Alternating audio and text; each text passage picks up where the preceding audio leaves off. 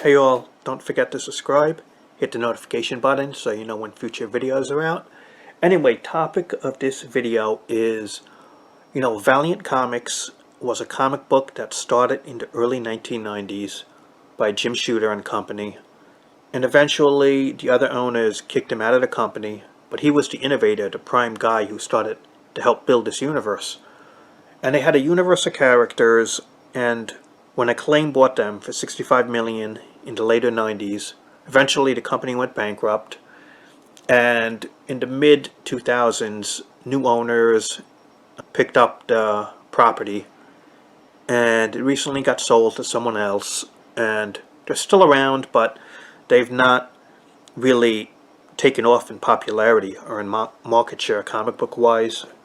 But they're getting some movies done. Vin Diesel is Bloodshot, one of the main characters in Valiant, and it's going to be the first official movie. You see, Bloodshot is I think a nanite, blood-infused warrior. Originally, he was a hitman, but in the revised version, he was like an ex-soldier, and he has these machines in him that give him healing ability. He's sort of like a Punisher also, in a way.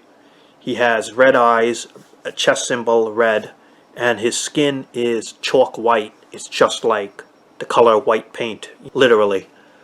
But the funny thing is, Sony also had, as I'm making this post, the Harbinger rights for Valiant, but Paramount now got the Harbinger rights. So Sony didn't want it. Paramount got it. So there's not going to be a connected universe for Valiant. And this Harbinger thing is what they are basically is like the Valiant version of mutants, where it's these human teens who have enhanced powers, and they were like a ragtag group in the original V1, and they just banded together, and they were kind of like these teens to early 20s, just like a makeshift group, and they're basically mutants in a way. They have powers. So Paramount got the rights to this to make a movie. No idea what's going to happen, because it's just so new that it's like basically mutants in a way. How is Paramount going to handle this? So that's the second property of Valiant in movies. And rumors to get Shadow Man. That's a really good character, especially the Valiant, the original 1990s version.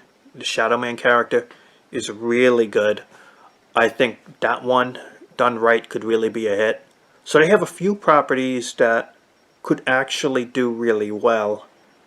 And you don't need really expensive budgets to do it, because the ones I mentioned are not CG characters that you have to do a lot of CG work on it.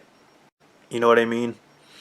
And so they have some stuff. So it makes you wonder, is this property or this world going to take off? I think a lot rides on this first movie, this Bloodshot movie. Vin Diesel still has name power, which really helps. But if this movie doesn't do expectations, it could affect any future business, I'll put it this way.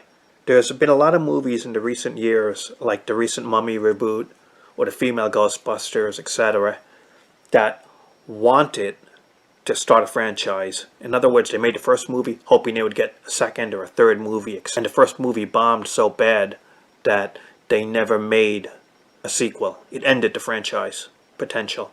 I think the same thing with Bloodshot. If the first movie does really bad and doesn't perform to expectations, that's it. No sequel, no third film, nothing. But if it does really well or good enough, then there definitely will be a second and a third and a franchise from that. And that's my thoughts about the Valiant movie universe. It has some potential, but it's going to be all on the box office, how it performs. And they're pretty much unknown properties to the general public. So that's another issue to deal with. And we'll see, as I'm making this video. And I'll talk to you later.